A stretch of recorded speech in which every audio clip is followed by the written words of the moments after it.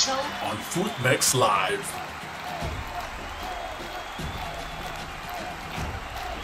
Welcome to a special edition of Mexican Soccer Show on Footmex Live. I'm your host, Wiso Vazquez from FootmexSource.com.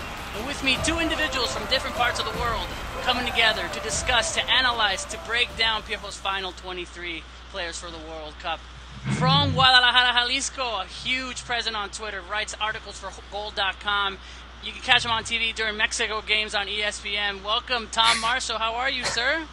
Not bad, Wiso. Very good, thanks. Yeah, exciting to finally get the 23-man squad.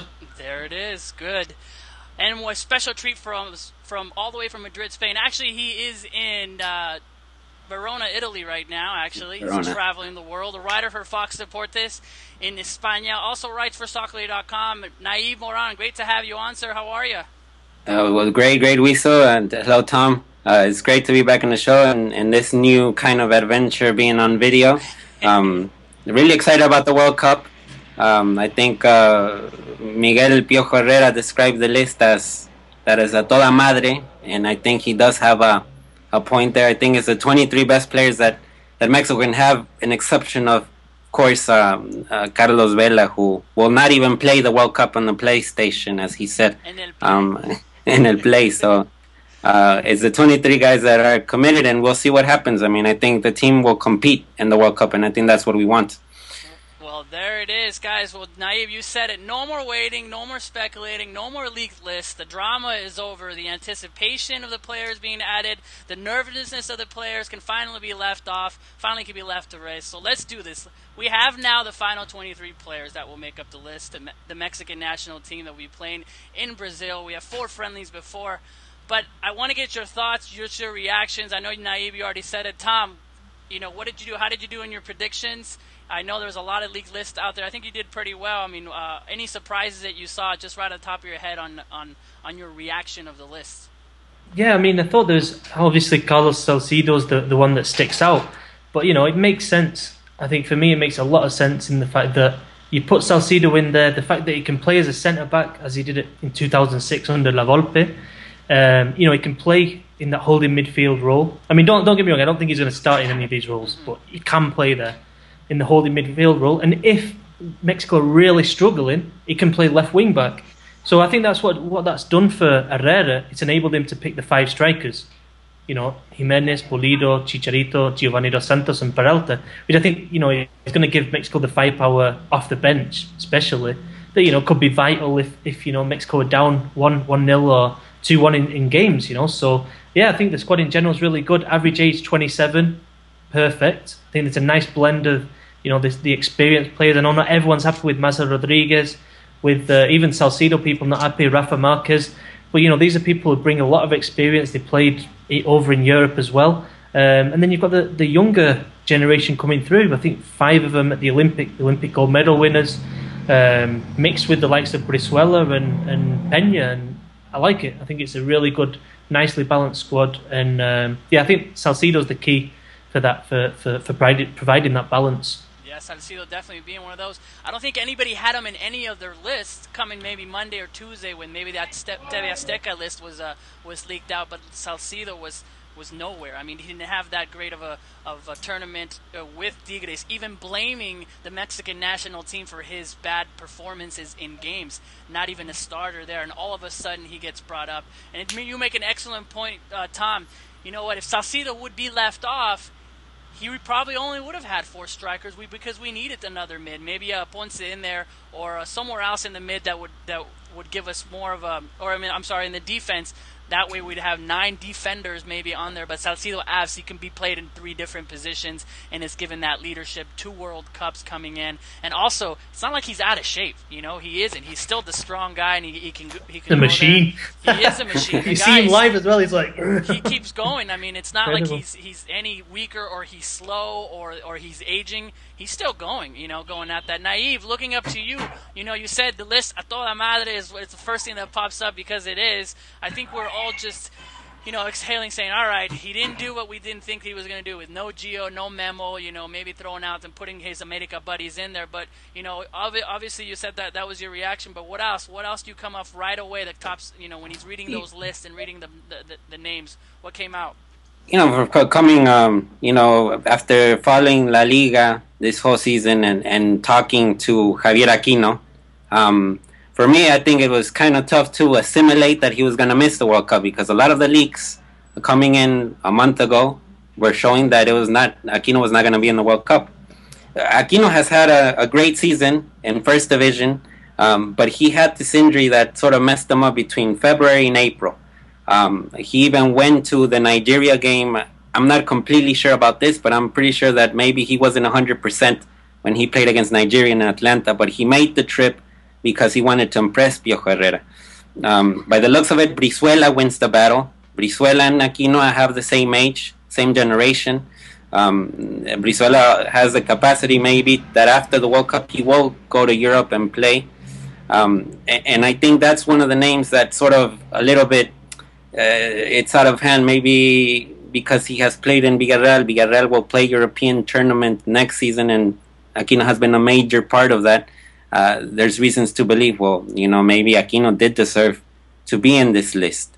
But I don't want to make a big deal out of it, because I believe that what Brizuela has shown this season and what he has shown with Miguel Herrera in the friendlies, I think the South Korea friendly in San Antonio was a great example, was that he has this ability to appear on the left flank, appear on the right flank, come through the center, which Aquino doesn't really have. Aquino is always going to come down through the right flank, and that's his main job. And he's going to fit in that system, right? And I don't think he was going to fit in the. I remember one show we did, and Johnny brought that up back in January about that system, how Aquino was going to play. And at that moment, we were talking a lot about, maybe Marco Fabián can explode with Cruz Azul, and that's exactly what he did.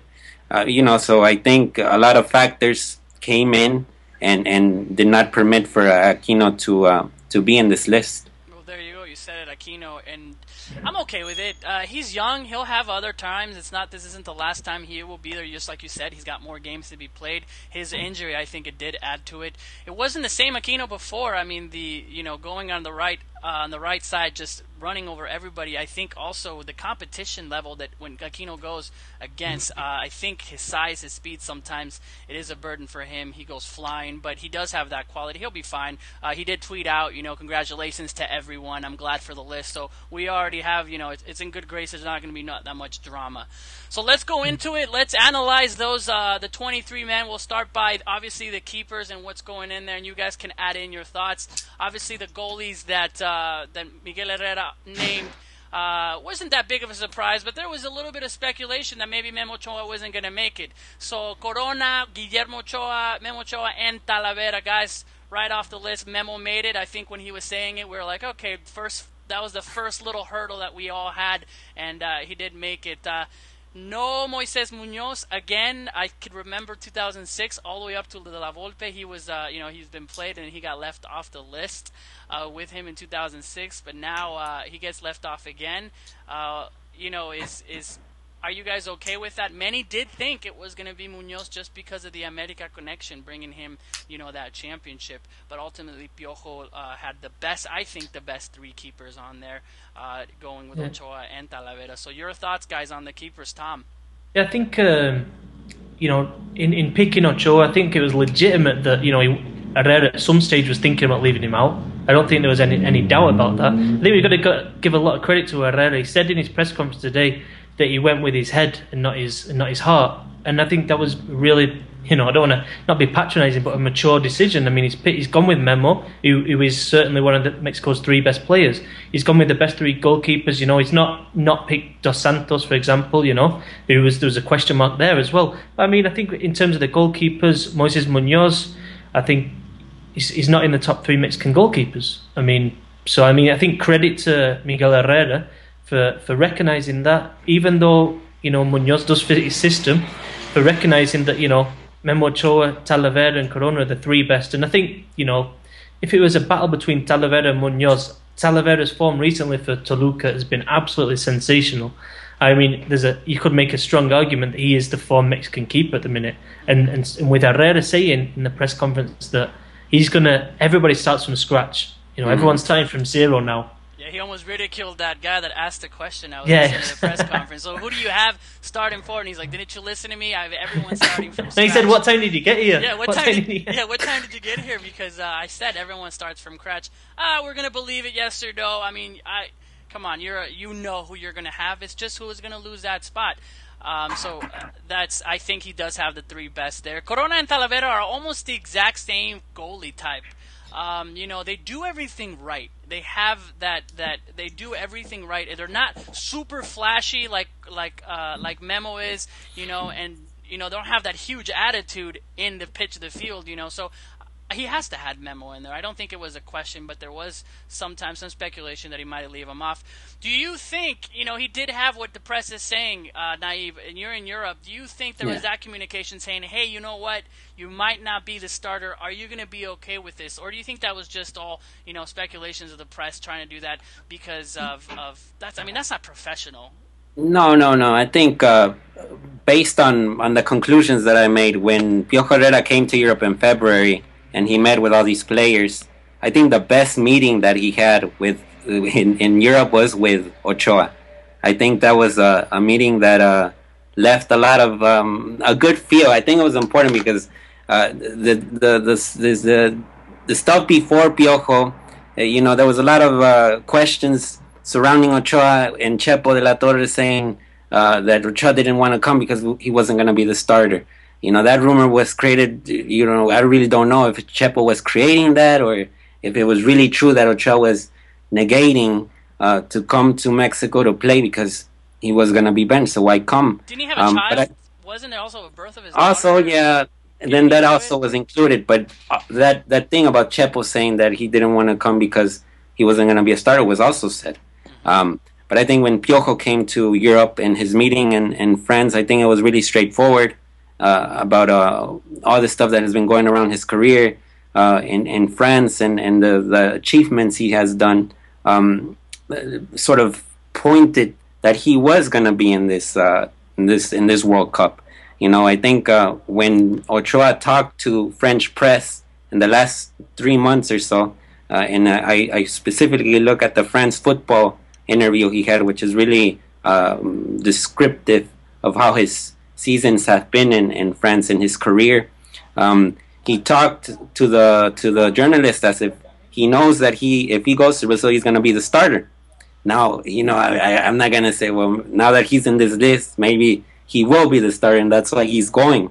But I think Corona is also a mature goalkeeper. I think if it comes the case that Ochoa will be the starter and Corona will be the second goalkeeper, I think he does have the maturity because Corona was the captain of the London Olympic team, and that sort of shows that he has some type of maturity that a lot of people do not really realize how mature and how big of a leader Corona can be in a team. Yeah, very well said, very well said. And obviously you are in Europe and you get to have that insight that we don't have. It's pretty straightforward. I think Ochoa could still be very well the starting keeper, or Corona. I think it's those two. And like I think Piojo has shown today with his list that it's not about his friends or however it is. It's whoever is fit. We're just gonna have to see what Ochoa how he does it because he does get. Go ahead.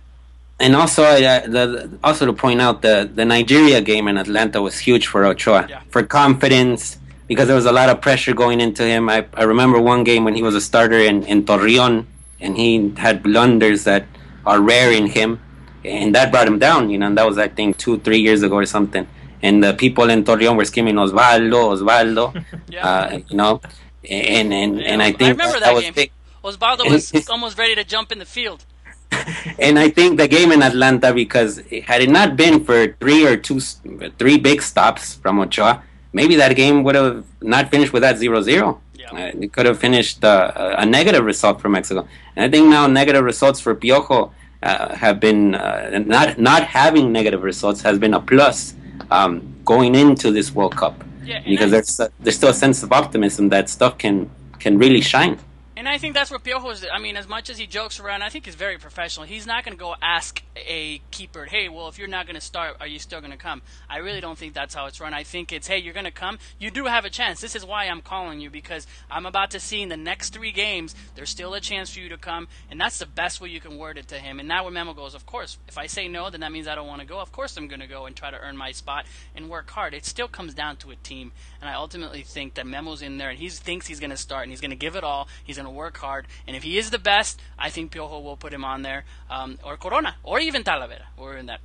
All right, Tom, anything else to add with the keepers? Keepers, yeah, I mean, I'm taking Herrera at his word. I mean, I really do think they're all starting from, if not 0, then very close, you know. I honestly don't think there's much between all 3 of the goalkeepers, and I think it's going to be who's in form. I don't think it's ideal either, because I think that now there's only, 4 games before the World Cup, but it's been a disastrous process for Mexico. You know, let's not forget that.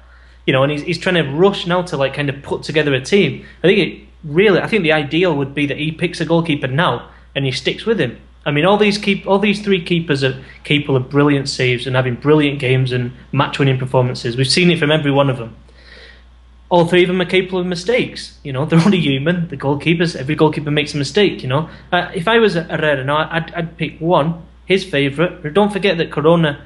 They were together at Estudiantes Tecos, so they know each other very well, you know. So I think that's a bit of an advantage for Corona. That's why I'd say he's maybe slightly ahead.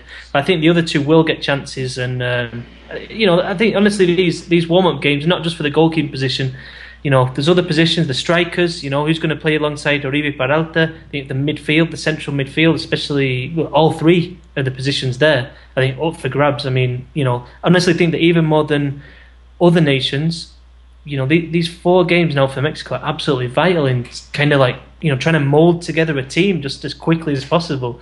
Because unlike other managers, Herrera's had, 6 months, you know? So, you know, exactly. a big few weeks coming up now. Do you think that Herrera should start, you know, giving people chances to prove themselves in the games or practice? Or he should start going with this keeper that's going to be in the World Cup? Or give 1 game to Corona, give 1 game to Ochoa, give 1 game to Talavera? I'd go for 1. Yep. You know, you've only got 4 games in 90 minutes. Go for 1. You know, if there was, you know, or you know, maybe a couple of halves to the other, just to make sure they're in rhythm and they're getting some, you know, practice just in case they are called up in case of injury. But definitely, I think for, you know, maybe for all the positions, let's just go for it now. Like, unless there's serious doubts, unless he's got, you know, especially the centre backs. You know, those in the goalkeeper now, Mexico needs to make that as tight as possible because it is a problem. I mean, you know, the players who haven't played a lot together before, you know, Diego Reyes possibly, Rafa Marquez and Hector Moreno. You know, Moreno's not used to playing in a back 3. You know what I mean? And then with the goalkeeper, that kind of unit of 4 is so key that they almost have a, you know, telepathic understanding, and it's such a short amount of time that they've got to kind of forge that. So I'd just go for, especially in those areas where I don't think there's much doubt who's going to start, possibly Massa Rodriguez, but I'd stick with 4 core players and absolutely go for it and hope they can, you know, forge a bit of chemistry between them. Exactly. Nayib, you were about to say something? Oh, no. I mean, I think when we talk about the friendly that's going to happen, there's 2 games, right, in the U.S. against Bosnia, if I'm not mistaken, Portugal. Mm-hmm. I mean, I think those games are key. In Ecuador too, Austin. Yeah, so I mean, I think when you see those lineups, I think the one in Mexico against Israel, I think is gonna be like a party because I think even Cuauhtemoc can end up playing. You know, so you know, I don't know how big of it he's gonna be able to make. Hey, it's before the official deadline that they've got to send the players. You never know. He might stick a late claim there before the FIFA deadline. 5 World Cups, that would be amazing. 42 years old. He did get that Puebla signing. Let's move on. Let's move on to the defenders. As you see, Rafa, no surprise, Moreno, Reyes, Paul Aguilar, Massa, and obviously the last Salcido being the big surprise that no one had, and Guardado listed in the defenders. Guys, what jumps out? Obviously, we talked a little bit about Salcido, but you know, on your defense, how do you feel about it? And you know, we already touched on it, but let's talk about Guardado on that. He hasn't been playing. For what I knew, I thought he was, you know, somewhere in injury or getting better from injury. He hasn't had the greatest time in Bayern. So what's going on. Why was he brought up in the last show? I know Eric and I talked about the last time Guardado did something great. It's been since 2006. He hasn't had that great. We're looking for that Guardado. What is it that got him on this list? Is it experience? Is it the Europe? Or is it his talent that he has? I think it's a little bit of Ochoa. Tom, you go first. Yeah, what Nayib was saying about Ochoa in that Nigeria game. I think the Nigeria game was massive for Guardado to come in and slot in so well there. And I think I don't necessarily agree that his best was his last great time was in 2006. The player who's played for Valencia, he's played in La Liga, and he's just to get to that standard of a good La Liga team and be playing week in week out, as he has admittedly over the last year or so, he has had problems. And I think it's partially linked to playing in different positions. I think Guardado is one of the few players Mexico have who's in his prime. It's a wealth of European experience and 2 World Cups behind him. I mean, that's a player that for me you have to have in there. I'm a big fan of Guardado. I think he deserves his place for what he's achieved in Europe. And the other thing, the same with Salcido, he does bring a bit of versatility. If you want to change formation, can play on the left wing or potentially even as an attacking, midfielder, in front of the holding midfielder. So I think that's what I'd say about Guardado. Yeah, and I just to add to what Tom was saying about Guardado and Salcido, the association between Guardado and Salcido has been successful in Mexican national teams. A few times I remember with Chepo de la Torre we'll work out with Salcido being in the defense and Guardado being in the midfield. That happened in 2011, if I'm not mistaken. So there's a past between Salcido and Guardado of that association. I see Guardado being used more as a midfielder than per se, than a defender. I think in Piojos system. Yeah, and that 5-3-2. Yeah, and I also spoke to Herrera about a couple of weeks ago. And one of the biggest things that struck me about the conversation compared to what we already know about this Mexico team and how he wants to play and the usual stuff that he says is that I think that in these friendly games we're going to see changes of formation. I mean, he was pretty clear in that he's going to change things around. And I think a player like Guardado and Salcido, the 2 players that can move around, you know what I mean? So I think it's something that we should definitely be looking to within these friendly games, looking for subtle changes in the system or even big or a flat back 4. And I think those 2 players especially give you options like that. And then another point I want to bring up real quick with Guardado, just because I've been I've critiqued a lot Guardado in this season because he hasn't scored a goal or given an assist this season. It hasn't been a good season. I mean, he's played with Valencia in the first part of the season, but it wasn't good football that he showed. It was rare. They can't wait to get rid of him. No way. But this is the thing that I want to point out. I remember when Juan Carlos Medina, Negrito Medina, who's also on this list, came to America. And when he came to America, there was a lot of doubts. I was like, is he going to be this player that can lead America's midfield in the championship? Guardado and Juan Carlos Medina are from the same generation in the Atlas youth systems. And I got a feeling that Piojo is going to do the same type of motivation thing that he did with Medina on Guardado. I think Guardado just needs to be motivated a little bit more. Yeah, in Germany, the language is, I don't think in Germany he had motivation from the coach. I mean, it was difficult. And he had this Miroslav Djukic in the first part of the season, and it was a little bit out of tune. He's a professional. What is it? What more do you need motivated than your coach yelling at you? You have to do well. But I think that's he has had like 7 coaches in the past 2 years for a player that's a little bit out of tune. And I think that's one of the things you got to see with Guardado. And I think one last thing with Guardado. All right, look at the players that we've seen during 2014, younger Mexican players who have all talked about the dreams going to Europe. Talking Fabian, Carlos Peña, Isaac Brizuela, Alan Pulido, Raúl Jiménez. Guardado's done what they want to do. You know what I mean? Don't get me wrong. I'm not going to say he's in great form. He's done and achieved what that batch of players are wanting to achieve. So then we should. I don't know. I think that for me that's important. You know what I mean? I think he's an important player, Guardado. No, it's definitely. I mean, what he's had, his experience, and what he does. And you know what? If you're looking at moments of greatness in the World Cup, I mean, it was Guardado who did in 2010, and Rafa was able to get that tie against South Africa. So Guardado has had his moments, and it wasn't like that. I think it was just, if he would have been left off, I think people would have been like, well, he isn't in form, and Ponce would have been gone in. But now that he has come on, I think that we needed that, Salcido and Guardado. And even Massa. I know a lot of people have Massa's not in the greatest of form, and he's doing that. And not to excuse his horrible mistakes that he's had in the past, but I believe that he is a leader within the group, within that current practices that I've had. Being able to see him, he is out there yelling. He is out there doing his thing. So let's see what happens with that defense, and yeah. All right. Have you not asked Herrera's daughter anything about on the subject? Actually, no, I have not. I did not ask her at all. What did you do with her in Phoenix? What did you do? She got a picture. Herrera's daughter got him to have a picture taken with you. I was talking to her. I'm like, hey, so there's your dad. I wanted to get a picture, and she just goes, yeah, Papa, come here, and comes over, and I get to meet Herrera. And she's actually pretty nice. She didn't know anything about the list, supposedly. That's the first thing that Piojo did say. Only these 3 people know what's on the list. Not even my daughter, and she's a chismosa. She doesn't know about the list.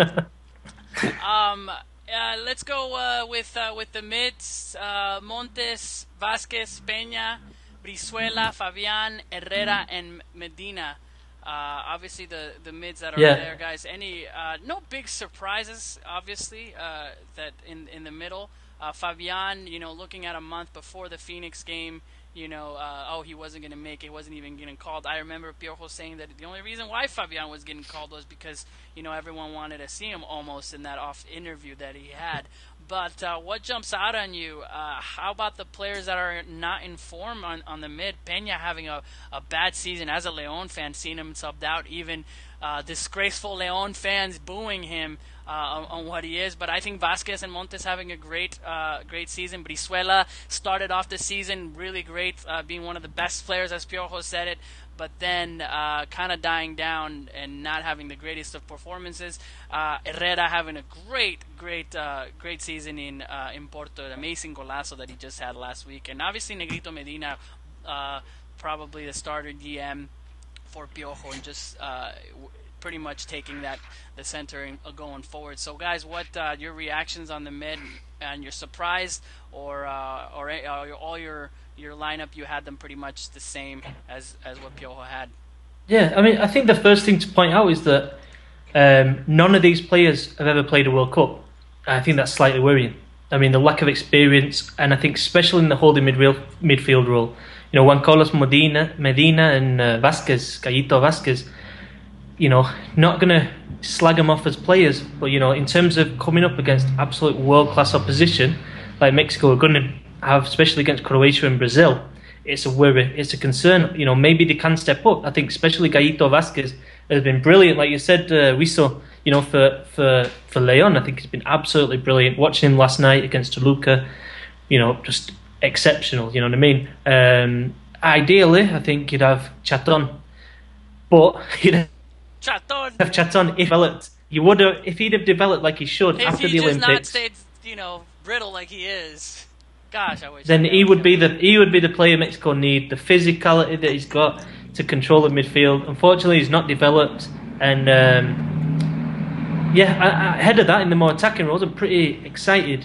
If Brizuela and Peña can get some form back, I think you've got some really exciting players. Right now, I'd without any shadow of doubt start with Luis Montes. I just think absolutely on fire at the minute. And, he might be El Chapo, he might be small, but I'll tell you what, you watch players try and get the ball off him, and the strength that he has from low centre of gravity is unbelievable. And I think right now you will have to start Montes. Yeah, that's what I'd say about the midfield. I agree with you mentioned they don't have any experience in the World Cup, and Vazquez having a great year, probably only has 26 minutes, 27 minutes with the national team. That's it. That's all his experience with national team level. So, I think it was against South Korea. in San Diego that he came in for a little while. So what it's will be interesting to see who he brings up and who he starts, especially in these games. Absolutely sure Montes is there, someone that can pause the game, someone that has that strength, and not only that, has that shot. Looking at the list, there isn't someone other maybe than Fabian that in the middle could just take a shot into the goal and have that and obviously on goal, and it's right, other than Salcido making his usual shots off target. But even going Salcido, that even he can go into that defensive mid if he's needed.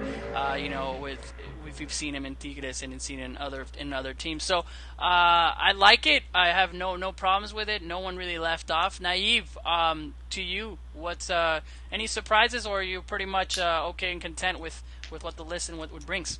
Yeah, I think a little bit worried with Gullit's form, but I think Gullit said it pretty clear today after he got the call-up. It's like 2 years ago I was in second division football, and now I'm going to go to a World Cup. A lot has happened in Gullit's career that, he hasn't imagined, and it's tough, I think, for players to sort of assimilate all of the stuff that's going on, playing Copa Libertadores, winning La Liga, being in the national team, getting more publicity going on. For a player, that's like a new, different world for him. I mean, if he was playing second division football 2 years ago, I think it will just take time a little bit. I think it will do well, with those friendly games, just to meet up the teammates and make a good group, specifically with the possible starters. Luis Montes scored a goal against Toluca, and I think it was a header. So I mean, he's in great form right now. I mean, if Luis Montes is scoring goals with his head, he's something special right now. And I do agree with Tom. I think he has to be one of those three midfielders. Now you've got a question for you. Obviously based over there in Spain, Aquino, on the Aquino subject. If you're picking the squad, not Herrera, do you put Aquino in? And if so, who do you take out of those midfielders? The midfielders I got picked for this call-up, Tom. Who would I take out for Aquino? Would first of all, would you pick Aquino for the squad? And if it's a yes, who would you take out? If I had to put Aquino in this squad, no. If I think, like I said in the beginning, I think I would take out Brizuela. If someone had to be taken out to put in Aquino for this World Cup, it had to be Brizuela. But I think Brizuela's advantage comes that he did not get injured. He's playing great football in Toluca under Cardoso's, and there's potential in Brizuela. That's why I don't overreact and say, oh no, Aquino had to go because he plays in Europe and so forth.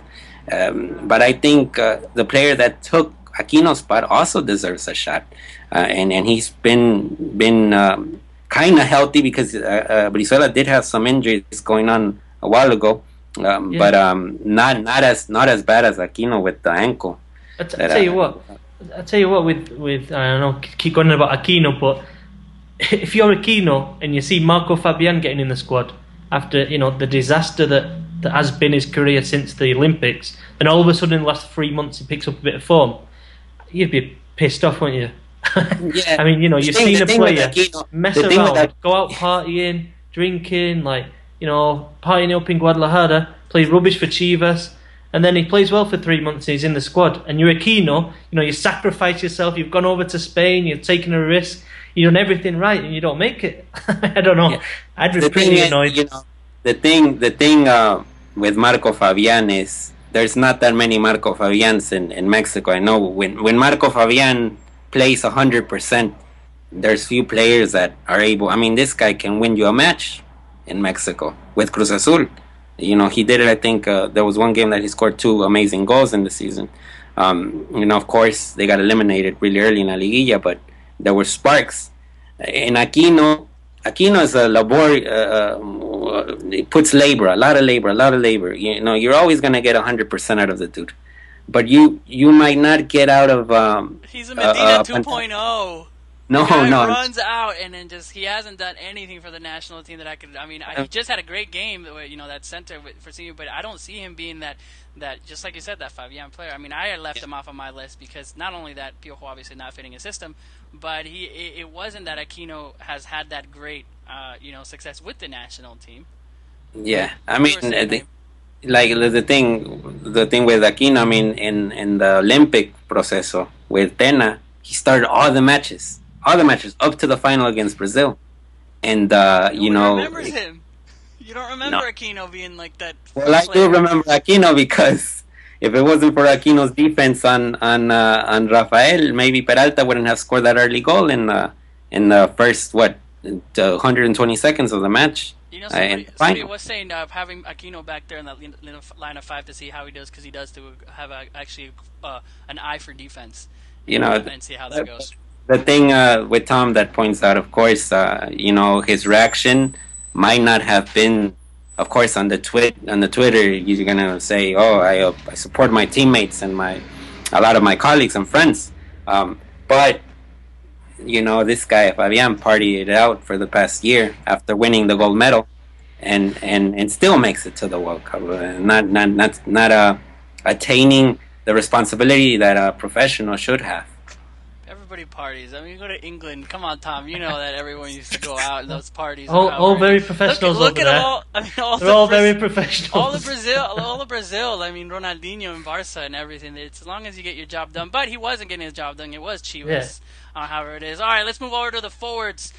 5 guys. We have 5 forwards, not 4, not 6, but 5. Like he you know, it was gonna happen. Gio, Alan Pulido, Chicharito, Oribe, and Raul. I can't think of anybody that should be on there that's not, that shouldn't be on there that is. There really wasn't another, obviously, the one and only Carlos Vela. But we knew, and for whatever reason, it started surfacing that maybe today, you know, that Carlos Vela might have a possibility since Piojo was quoted saying that there was going to be one person that he hasn't called in his last games in his proceso.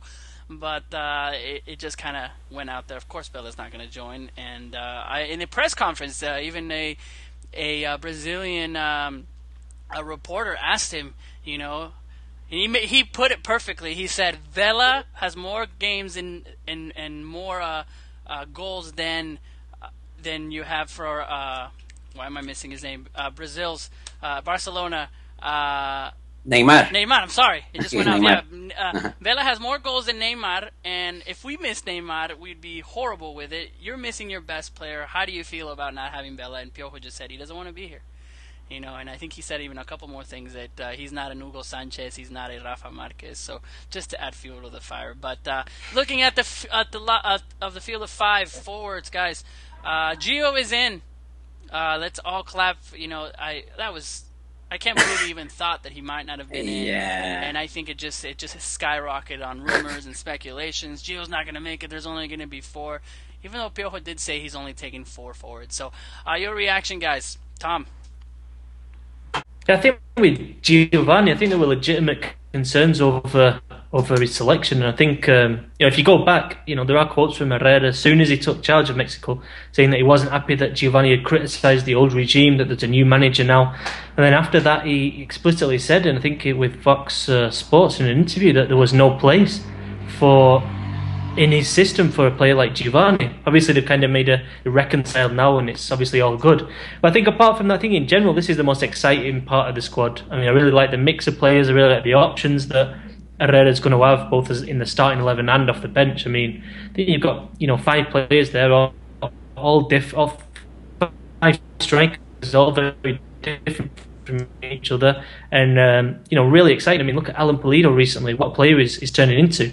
And hopefully will go on to be. Same with Raul Jimenez. Maybe a few signs of tiredness with just the amount of matches he's played and the lack of rest he's had. But, you know, a top player. And then you look at Giovanni, he said this week, his best ever season in Europe. Oribe Peralta banging in the goals, you know, doing his thing week in, week out.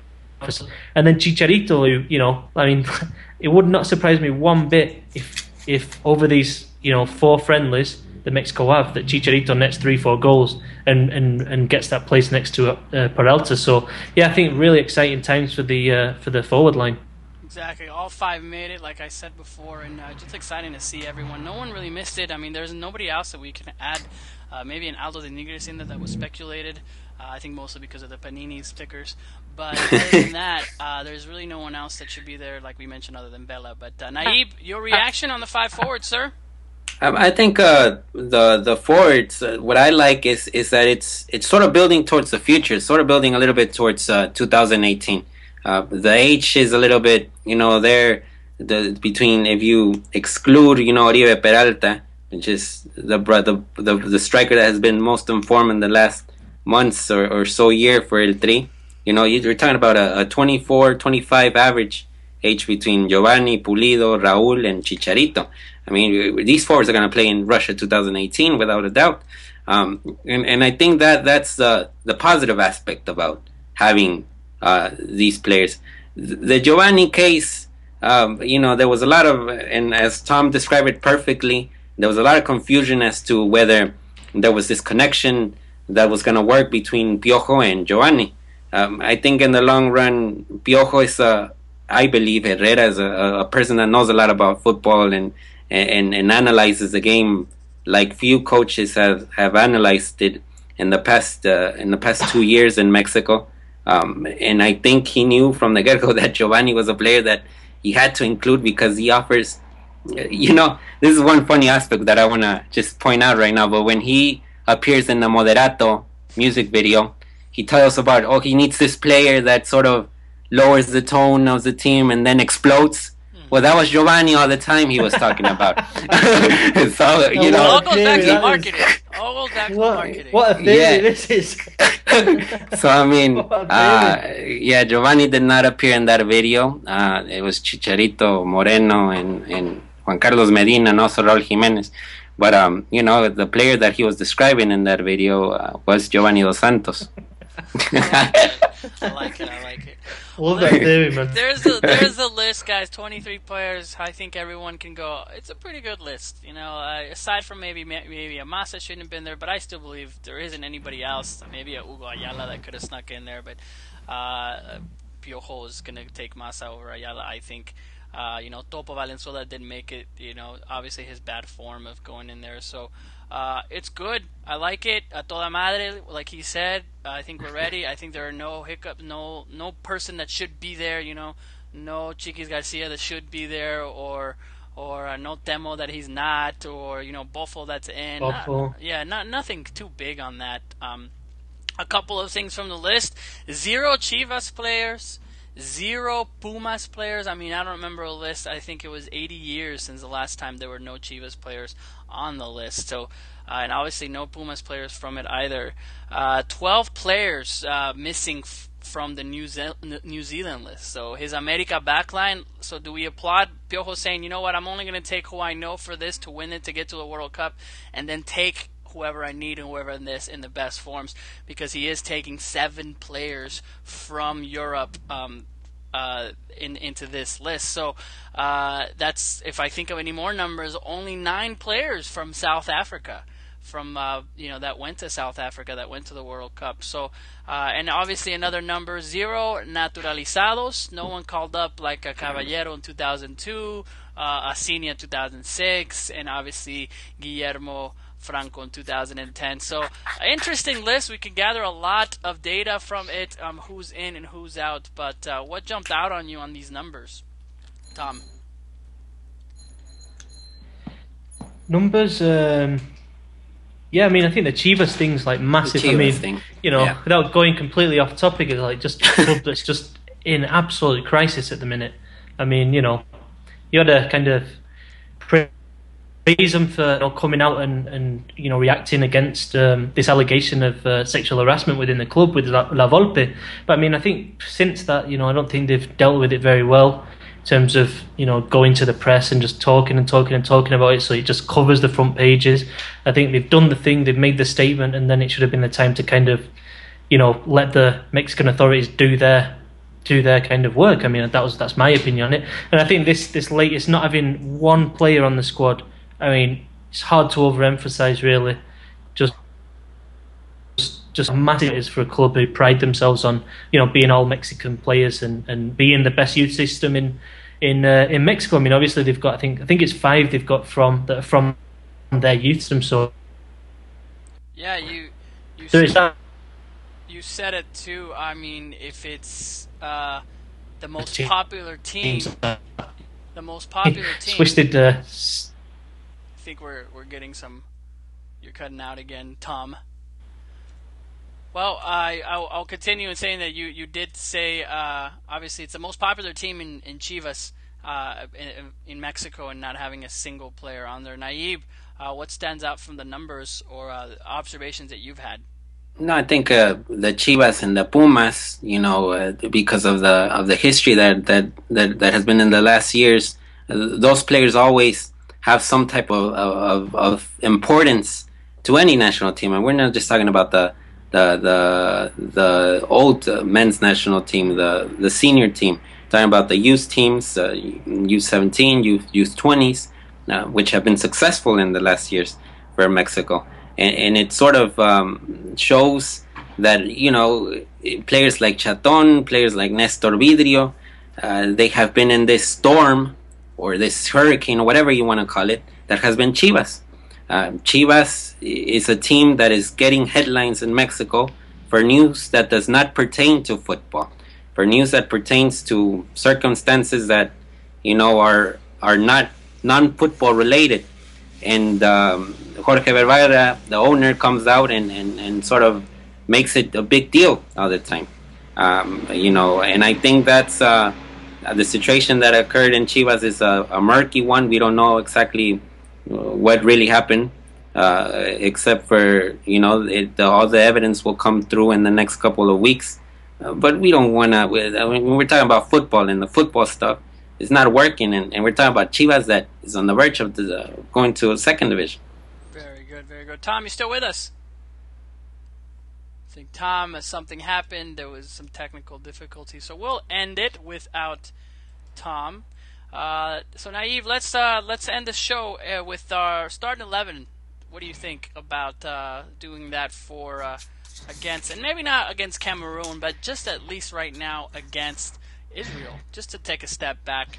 Obviously, who we would want, and if everyone does what they're supposed to do, we have our starting 11. But who does Piojo line up right now? I mean, the game is 3-4 weeks away against Israel. So who are your top that you would line up right now in the top 11, so we can finish it off that way?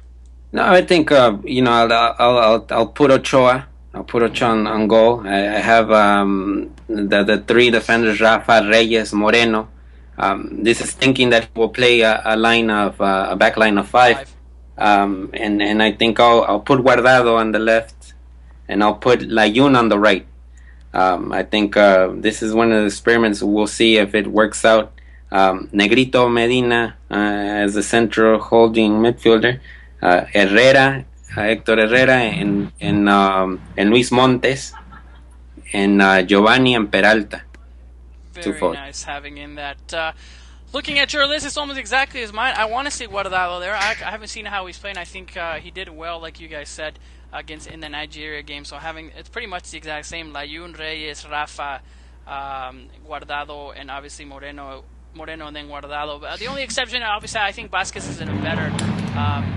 I think he's playing a lot better, especially with semifinals, and hopefully get to the finals. But I think Vazquez is doing well with Montes. I don't think Goulet should get a spot. Give him that time to rest. Give him that 3 weeks. You know, he's got some time. Get his mind off of it psychologically. I think he's not all there, or physically. You know, someone did mention he is be careful because he could just be a 60-minute player, and taking that 60-minute player to the World Cup is not good. So we'll see. I don't think he'll be a starter, and I want to see Gio and Peralta, man. I want to see Gio and Peralta up there with the 5s, with the wings, with the Layun and Guardado passing, you know, coming in and crossing over on the flanks, and with having someone like Peralta and Gio coming in and doing what he likes to do, is having that weird 9 that he is but not. Yeah. So I think it's going to be exciting. And I think there's pass, like I said, the same thing I said with Guardado and Salcido. There's a pass with Giovanni and Peralta. It worked out perfectly in the Olympics.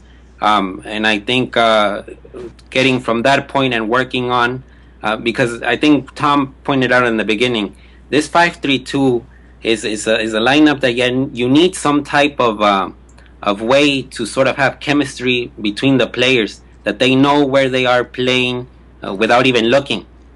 So for example, right now you said Gallito Vazquez is doing good.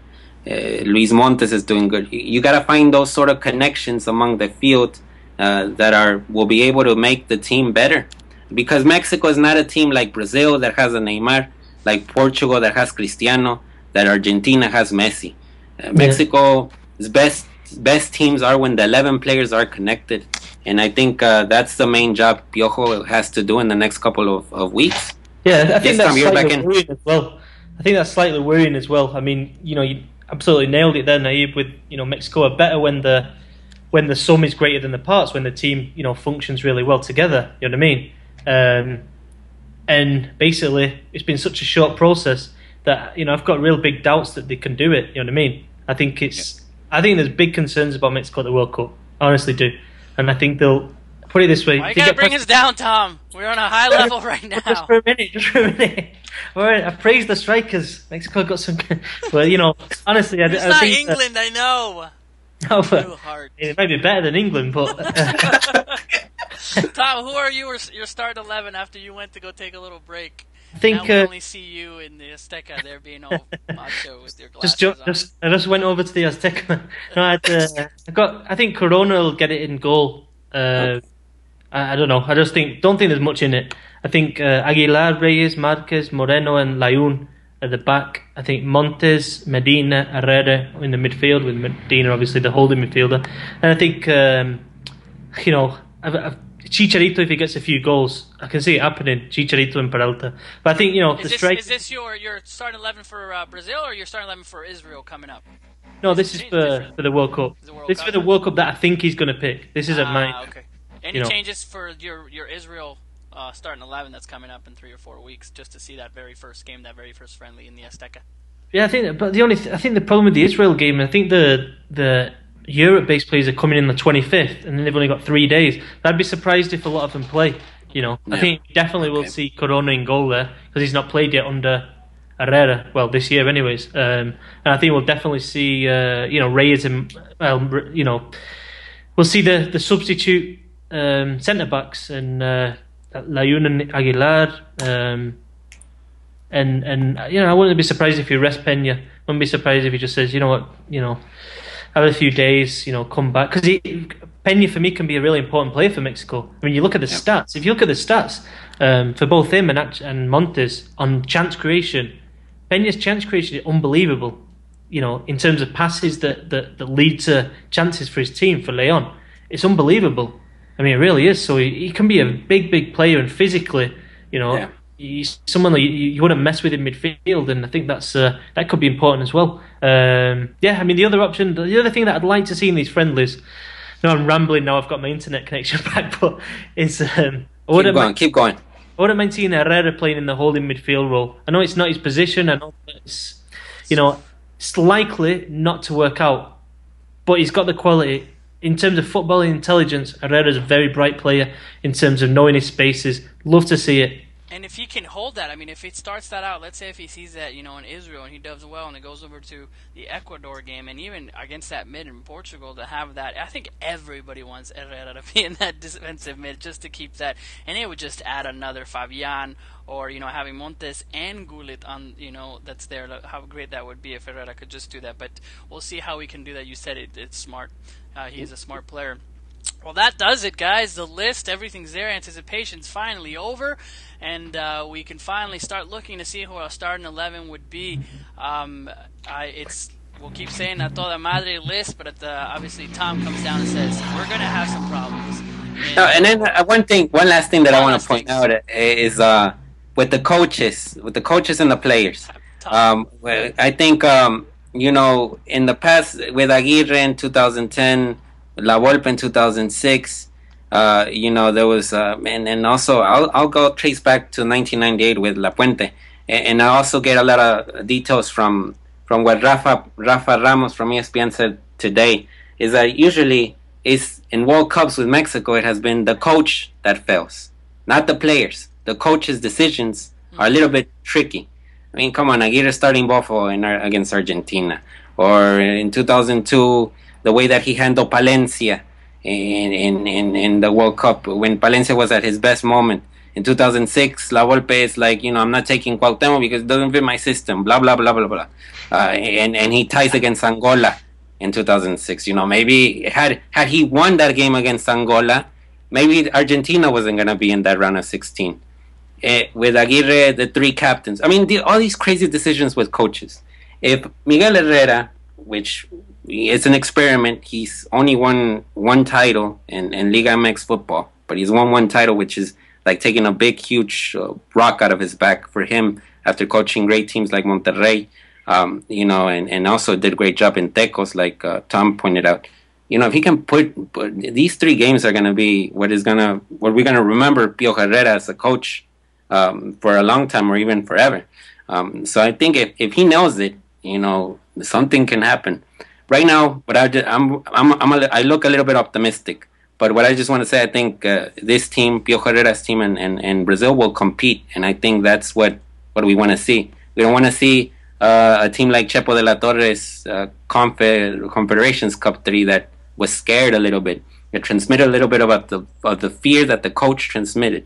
No, we want to see a competitive Mexico. Oh, yeah. We didn't see a competitive Mexico in the last Confederations Cup. You did have Salcido saying that there were a bunch of like chickens running around out there in the Confederations. Well, that kind of says the communication that was between the player and the coaches. It was totally broken up already. The players seem to be against the coach's philosophy or decisions.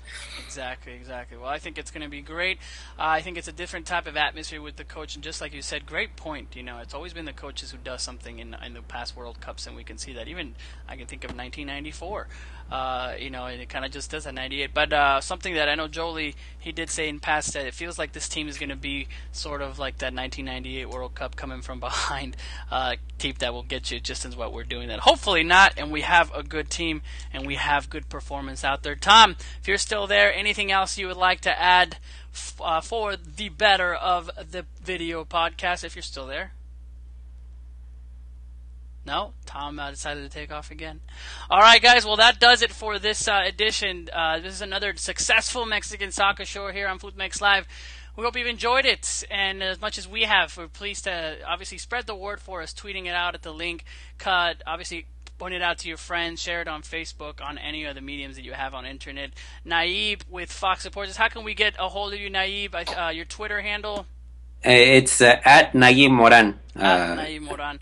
Yeah, at Nayib Moran. All right, good. A fellow Villanova alum.